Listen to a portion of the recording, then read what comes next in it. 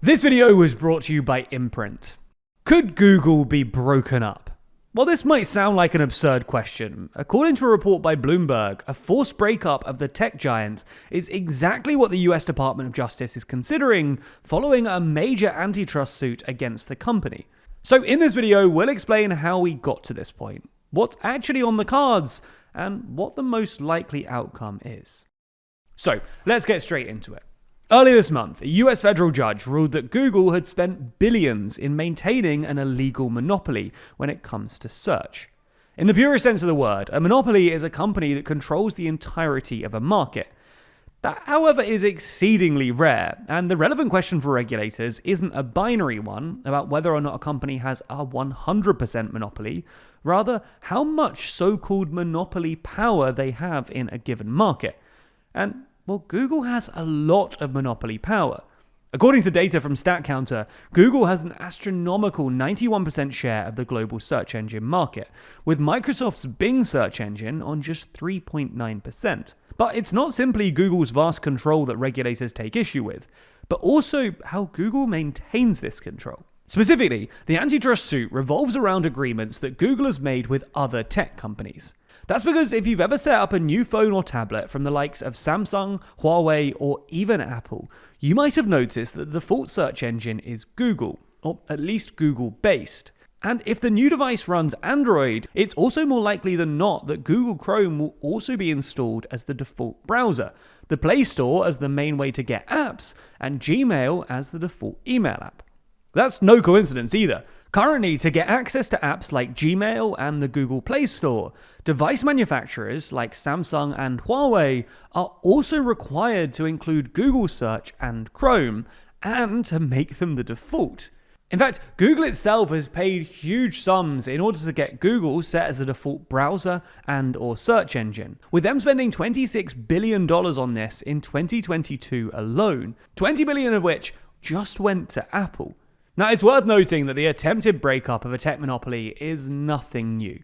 Back in 2001, a very similar antitrust case came before a US judge, that time though involving Microsoft. In the same way that Google used its position to squash search engine competitors like Bing, Yahoo, and DuckDuckGo, Microsoft did the same thing regarding web browsers. Anyway, similar to the proposed moves against Google, back then, the Department of Justice at first tried to have Microsoft broken up into two parts, one focusing on Windows and the other on other software components. And a judge then ordered Microsoft to submit a proposed plan of divestiture within 4 months. This never ended up coming to fruition though, with the DOJ and Microsoft eventually reaching a settlement whereby Microsoft agreed to refrain from certain prohibited conduct, including unfair retaliation against a potential competitor. So given Microsoft's breakup never actually happened, what's likely to happen with Google today? Well, a forced breakup would be the nuclear option, and it is still probably unlikely. If it were to happen, a Bloomberg article citing people with knowledge of the internal DOJ discussions suggests that the most likely units for divestment would not include the search engine itself, but rather the Chrome web browser, the Android operating system, or AdWords, the company's text advertising platform. Other options on the table include imposing a requirement on Alphabet to share data with competitors and the imposition of specific safeguards, preventing the company from gaining, say, an unfair advantage in AI products due to its search dominance. This is something that's actually already begun happening in the European Union. Under the EU's Digital Markets Act, very large online platforms, including Google, are now required to make their data available to competitors on fair, reasonable, and non-discriminatory conditions. Also, a ban on default contracts like the ones we mentioned earlier is also a real possibility, although this wouldn't go down too well with the other big tech companies either, who apparently just like having Google as the default, even if it does protect this monopoly. During the case, it was revealed that Apple and Microsoft actually had numerous discussions about Bing replacing Google as the default engine on Safari. Microsoft actually approached Apple back in 2015, claiming that increased competition between Microsoft and Google enabled by a search partnership is in Apple's long-term economic interests. Microsoft then went further, making it clear that it was willing to provide Apple with the majority of its profits, along with greater levels of flexibility and control over the product experience. Eventually, Microsoft proposed a 100% revenue share and even a complete sale of Bing to Apple.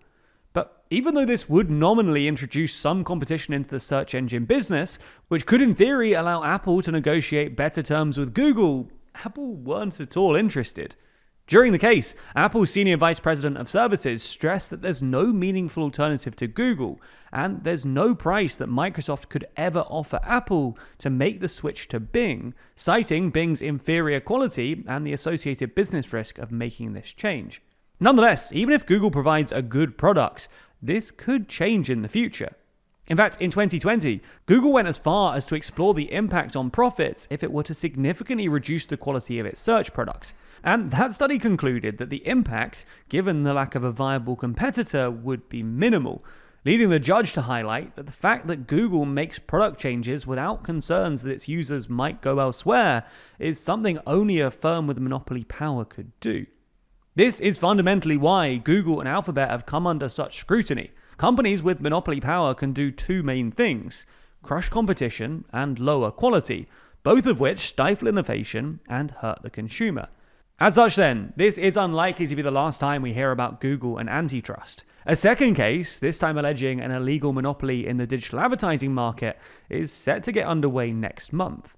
All in all, we'll have to wait and see, but whatever the case, it does seem that regulators have a newfound confidence when it comes to attacking tech monopolies.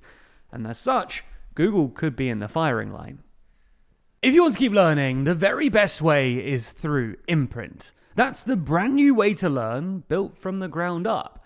And seriously, unless you've used the app before, you likely haven't experienced something like this. That's because Imprint is beautifully illustrated and animated, creating a highly visual, effective, and interactive learning experience built for bite-sized learning. Now, you can take advantage of their expansive library of courses, book summaries, and articles to learn about psychology, philosophy, leadership, the science of happiness, productivity systems, finance, science, technology, health and wellness, history, and more. Plus, you can learn about these things quickly, with most individual lessons taking just a few minutes to complete. That doesn't mean that it's light on information either, though. Imprint is built around the science of learning, so it helps you to build habits around learning, utilizes high-quality visuals to boost understanding, as well as letting users learn at their own pace. Ultimately, Imprint is a way to feel good about your screen time and learn something new, rather than just mindlessly scrolling on social media. So stop doom scrolling and start learning. You can do that by joining the millions of users learning on Imprint by clicking the link in the description. That way you'll get 20% off an annual plan. Plus, they'll know that you came from us.